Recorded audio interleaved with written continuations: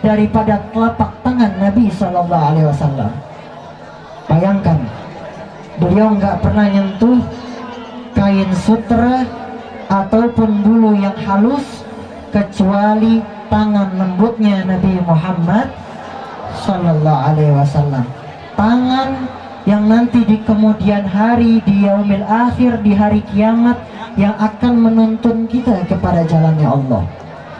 Tangan yang dimana nanti di yaumil akhir kita semua akan diselamatkan.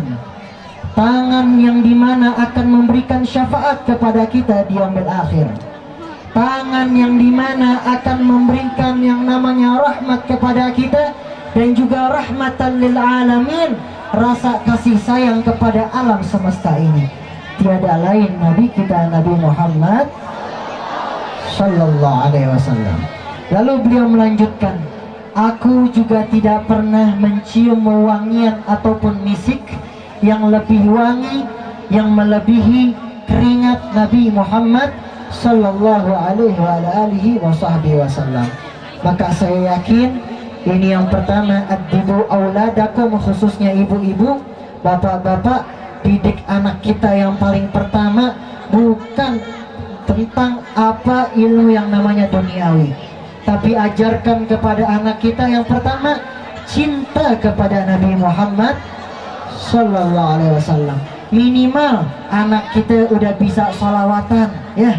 Minimal anak kita sudah bisa bersalawat para Nabi. Walaupun kagak faham artinya, gak masalah.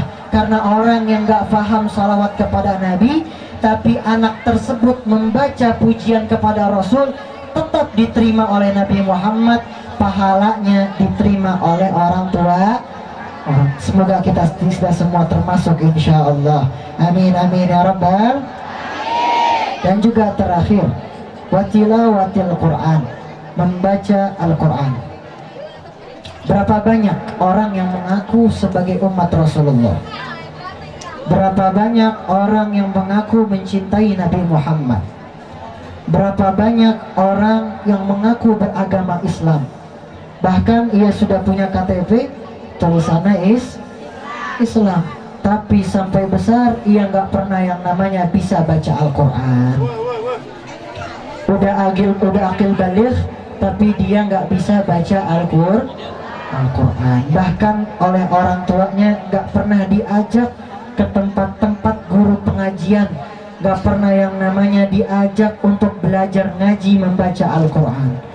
Dan ini semua sudah terjadi di akhir zaman, yang hari ini kita semua datang, yang dimana hari ini kita semua merasakan akhir zaman, dimana orang banyak mengaku beragama Islam, tapi sesungguhnya batin dia tidak menunjukkan keislamannya.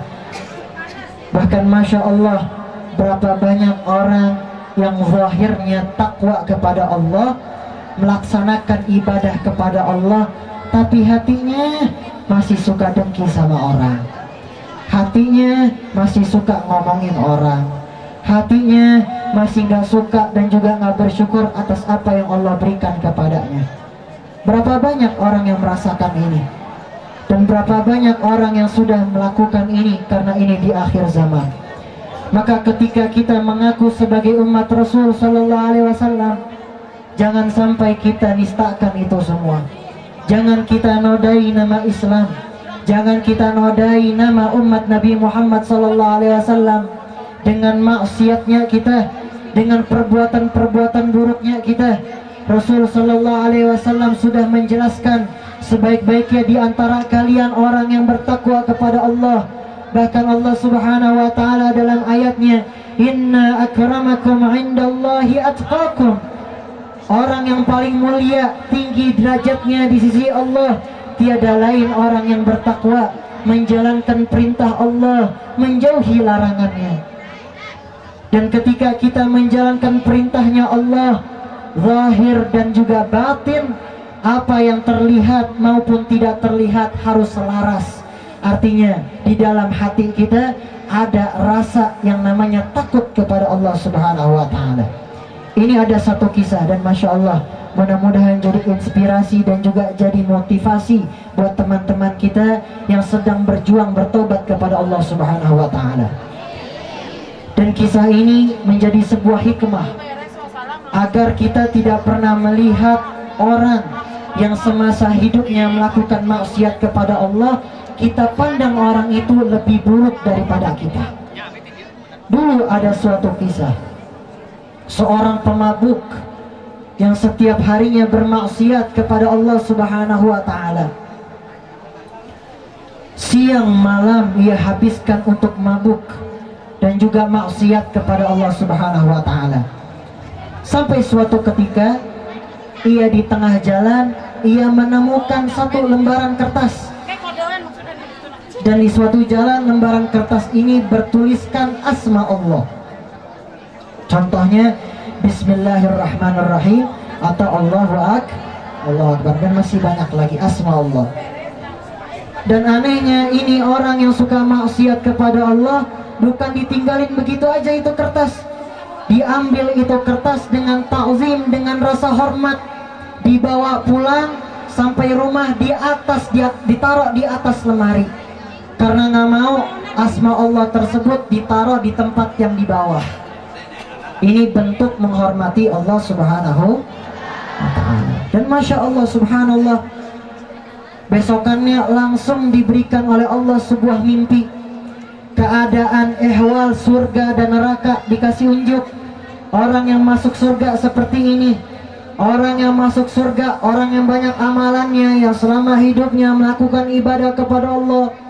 Lalu dikasih unjuk juga orang yang sering maksiat di dunia masuk di neraka seperti ini, bermacam-macam neraka. Ada yang namanya neraka jahanam, ada yang namanya neraka hutamah, ada yang namanya neraka, dan seterusnya. Maka pada saat pemaksiat ini bangun, ia langsung bertobat kepada Allah Subhanahu wa Ta'ala, sholat kepada Allah Subhanahu wa Ta'ala, dan ternyata tobat ia diterima oleh Allah Subhanahu wa Ta'ala. Dan siapa sangka Allah angkat ia menjadi salah satu waliyun min awliyaillahi salihin, seorang wali besar yang namanya dikenang sampai sekarang. Nama beliau adalah Asy-Syaikh Al-Khufi, seorang guru yang takut kepada Allah Subhanahu wa Ta'ala, yang setiap harinya bertobat kepada Allah Subhanahu wa Ta'ala, dan setiap harinya ia memohon ampun kepada Allah Subhanahu wa Ta'ala. Ini mudah-mudahan jadi motivasi buat teman-teman kita yang belum Allah berikan hidayah. Semoga Allah Subhanahu wa Ta'ala berikan hidayah kepada mereka, dan juga berjuang untuk bertobat kepada Allah Subhanahu wa Ta'ala. Dan juga ingat, Allah Subhanahu wa Ta'ala berfirman bahwasanya janganlah engkau, la taqnatu min rahmatillah, janganlah kamu berputus asa dari rahmat Allah. Dan rahmat Allah sangatlah luas, dan sehingga hari ini kita semua bisa merasakan. Bayangkan saja kalau kita bisa hitung hari ini, hari besok, ada nggak yang maksiat kepada Allah? Ada nggak yang maksiat kepada Allah? Dalam sehari aja di Indonesia ini, salah satu ada nggak yang maksiat kepada Allah? Pasti ada. Tapi dengan rahmat Allah Subhanahu wa Ta'ala, pernah nggak satu orang tersebut dikasih yang namanya gempa bumi sekampung? Jarang kan ya? Kalau Allah Subhanahu wa Ta'ala sudah murka, Allah kasih yang namanya musibah, Allah kasih yang namanya bencana. Tapi karena rahmat Allah Subhanahu wa Ta'ala, walaupun setiap harinya orang yang banyak bermaksiat kepada Allah, lihat Allah Subhanahu wa Ta'ala pandang dengan kasih sayang. Allah kasih kesempatan tiap harinya. Ayo hari ini engkau tobat kepadaku, ayo besok kamu tobat kepadaku, sampai seterusnya. Allah Subhanahu wa Ta'ala nggak pernah menutup pintu tobatnya. Bahkan Allah mengatakan, ana inda dhanni abdi bi, di dalam hadis qudsi, aku itu tergantung dengan prasangka daripada hamba-Ku kepadaku. Wa ana ma'ahu idza dzakarani, dan aku bersamanya apabila ia mengingat akan diriku. Fa in dzakarani fi nafsihi dzakartuhu fi nafsi, dan apabila ia mengingat akan diriku di dalam dirinya, akan kuingat dirinya di dalam diriku. Maka insya Allah mudah-mudahan daripada satu dua kalimat ini bermanfaat. Pada intinya hikmah yang bisa kita ambil dalam acara ini, yang pertama, didiklah anak kita untuk mencintai Nabi Muhammad Sallallahu Alaihi Wasallam. banyak rintangan yang akan kita lewati, tapi jangan sampai kita lupakan bahwasanya nanti di yaumil akhir ada seorang manusia yang akan menolong kita, yang dimana beliau dikatakan khatamun nabiyyin, penutup para nabi, raja di atas para raja, pemimpin di atas pemimpin, Nabi Muhammad Sallallahu alaihi wasallam. Mudah-mudahan kita semua diberikan panjang umur, mudah-mudahan kita semua diberikan sehat walafiat. Semoga Allah jadikan kampung ini kampung yang penuh dengan keberkahan. Semoga Allah berkahi keluarga kita, dan juga semoga Allah Subhanahu wa taala jadikan kita keluarga sakinah mawaddah warahmah. Dan juga ya Allah, jadikanlah kami yang hadir dalam acara ini, ampunilah segala dosa kami ya Allah. Maka jadikanlah kami orang-orang yang senantiasa dekat denganmu ya Allah. Ya Allah, berikanlah kami panjang umur, sehingga kami setiap harinya bisa beribadah kepadamu ya Allah. Apabila di antara kami masih belum diberikan hidayah, berikanlah hidayah kepada mereka ya Allah, dengan berkat Nabi-Mu Nabi Muhammad sallallahu alaihi wasallam. Ya Allah, lindungilah kampung ini. Ya Allah, berkahilah kampung ini, dan kumpulkanlah kami menjadi orang-orang yang di dalam barisan la ilaha illallah. Dan juga jadikanlah kami orang-orang yang dikatakan minal faizin, orang-orang yang beruntung nanti di yaumil akhir. Dan juga berikan kepada kami kesempatan untuk bertemu dengan Nabi-Mu Nabi Muhammad. Berikanlah kami kesempatan nanti di yaumil akhir bisa memandang wajah indah Nabi Muhammad. Berikanlah kami kesempatan agar nanti di yaumil akhir bisa bersama Nabi-Mu Nabi Muhammad. Berikanlah kami kesempatan nanti di yaumil akhir bersama dengan orang-orang yang dekat denganmu ya Allah. Ya Allah, jadikanlah kami orang-orang yang hadir dalam acara ini, pulang dari acara ini mendapatkan rahmat dari Allah Subhanahu wa taala. Pulang dari tempat ini tiada lain Engkau berikan daripada rahmat-Mu ya Allah, dengan berkat Nabi-Mu Nabi sallallahu alaihi wasallam. Ya Allah, berikanlah panjang umur, sehat walafiat daripada sahibul bait kita yang membuat acara ini. Semoga ini menjadi sebuah amal jariah untuk beliau, dan juga mudah-mudahan menjadi amal kebaikan untuk beliau. Ya Allah, dan berikanlah yang namanya keberkahan kepada orang yang membantu daripada majelis ta'lim ini, yang membantu daripada acara ini diselenggarakan. Maka jadikanlah ini sebagai bukti bahwasanya kami cinta kepada Nabi-Mu Nabi Muhammad, dan kami ingin dekat denganmu ya Allah. Kami ingin dekat denganmu ya Allah. Setelah kami bertobat kepada Allah, maka terimalah tobat kami kepadamu ya Allah, dengan berkat-Mu Nabi Muhammad sallallahu alaihi wasallam. Rabbana zalamna anfusana wa illam taghfir lana wa tarhamna lakunanna minal khasirin. ربنا آتنا من لدنك رحمة وهيئ لنا من أمرنا رشدا. اللهم إنا نسألك سلامة في الدين والدنيا والآخرة، وعافية في الجسد، وزيادة في العلم، وبركة في الرزق، وتوبة قبل الموت، ورحمة عند الموت، ومغفرة بعد الموت. اللهم هون علينا في شجرة الموت، والنجاة من النار، والعفو عند الحساب. ربنا آتنا في الدنيا حسنة وفي الآخرة حسنة وقنا عذاب النار. يا الله بها، يا الله بها، يا الله بحسن الخاتمة. يا الله بها، يا الله بها، يا الله بحسن الخاتمة. يا الله بها، يا الله بها، يا الله بحسن الخاتمة. ربي اغفر لي ولوالدي وارحمهما كما ربياني صغارا. ربنا آتنا في الدنيا حسنة وفي الآخرة حسنة وقنا عذاب النار. سبحان ربك رب العزة عما يصفون والسلام على المرسلين والحمد لله رب العالمين. Saya tidak bisa panjang lebar, doakan saya lagi kurang sehat. Doakan mudah-mudahan segera sehat kembali insyaallah.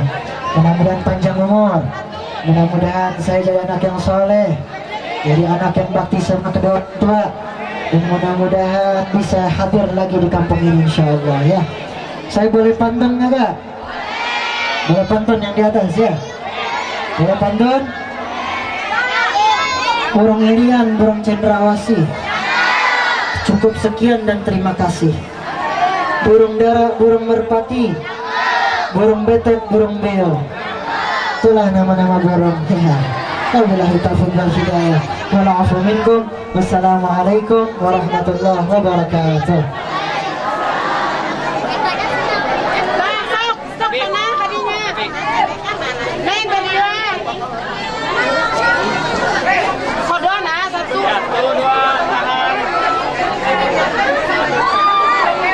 Video tadi saya Bas.